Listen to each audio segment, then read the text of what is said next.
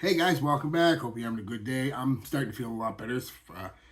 Thank you for sticking through with me for that first impression video. I realized it wasn't the best first impression, not being able to smell a whole lot.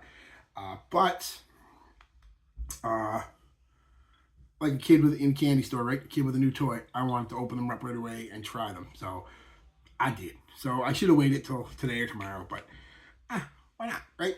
So thank you, everybody that watched it and graciously watched it. It was much appreciated.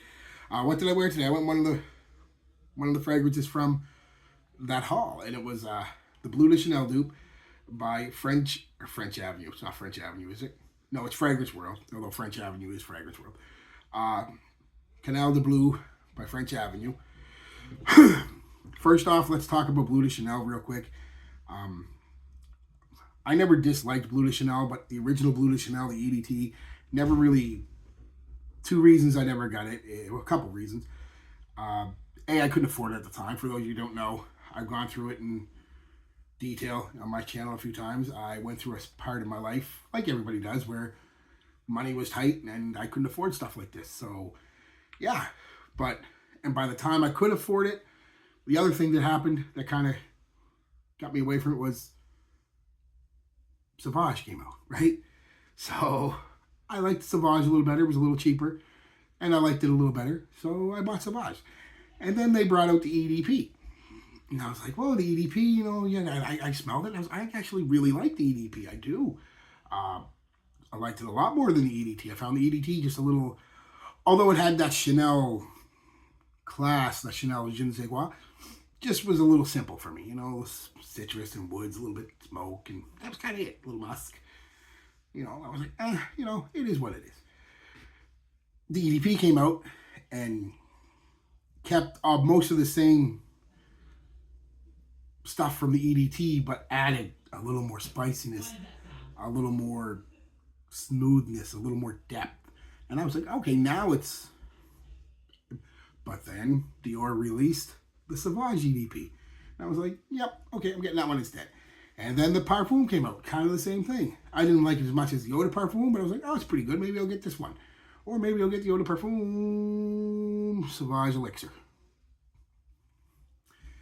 So it's not that I avoided this or I hate the Bleu de Chanel. I mean, the EDT I wasn't a big fan of, but I didn't hate it. It was like Nintendo versus Sega in the 80s and the 90s when I was a kid, and you had to pick one. And, and it was like when I was a teenager going into my early adulthood, it was Sony versus Microsoft. You had to pick one. And so it's kind of the same thing, And so I never got around to owning Bleu de Chanel. I shouldn't say that. I think I had a small bottle, and I had a few decants, samples, whatnot, whatever you want to call them. So I'm more than familiar with it.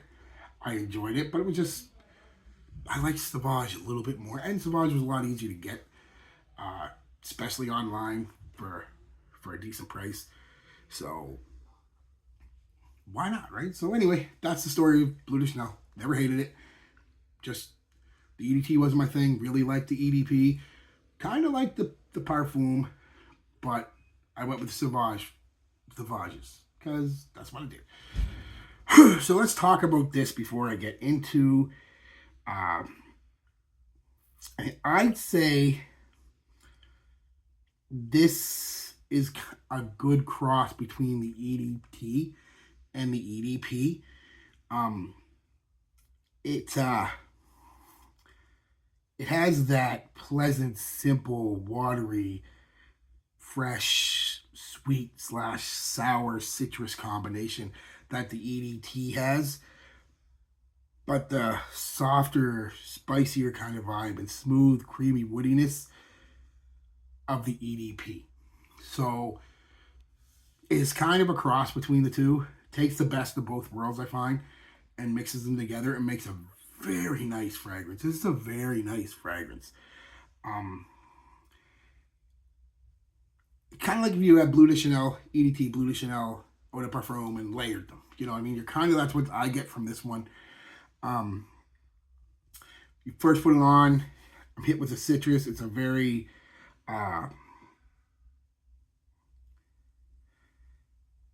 Very prominent citrus. Again, sweet, sour, uh, watery, fresh, with a hint of that spice.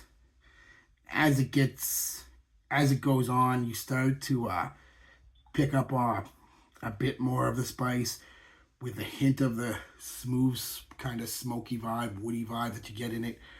Um,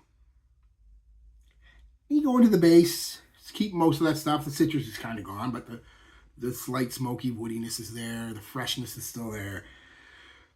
But the base, you start to pick up more of a slightly green, woody, patchouli, and musk. Probably some ambroxan or amberwood in there, giving it a bit of that fuzzy smoothness too. Some sandalwood, definitely. And that's kind of it. But all of that being said, really good fragrance. Really nice. Can be worn pretty much all year round. You go pretty heavy in the winter. Because like the Chanel, it's not the best performer. It's not bad, but it's not, Sauvage Elixir by any stretch of the word. It's not even Sauvage EDT. So, yeah, compliment factor. Got a couple compliments wearing it today. First day I went out, I went to Shoppers today to get some more cold beds. And the girl there, I know the girl from being a customer, she asked what I was wearing. She liked it. And the other girl came up behind her. Said, oh, yeah, too. I like that, too. It's nice. So it's Bleu De Chanel, honestly. It's all it is.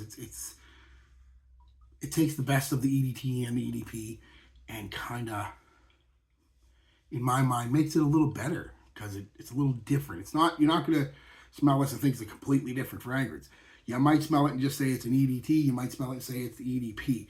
But you're going to say it's Bleu De Chanel. Fragrance World did a bang-up job capturing the essence of the Bleu De Chanel. So, yeah. How I applied it, 4 in my moisturizer, 1, 2, 3 on my neck, 2 on my chest, shirt on, 2 on my chest, 1 in each crink of the elbow.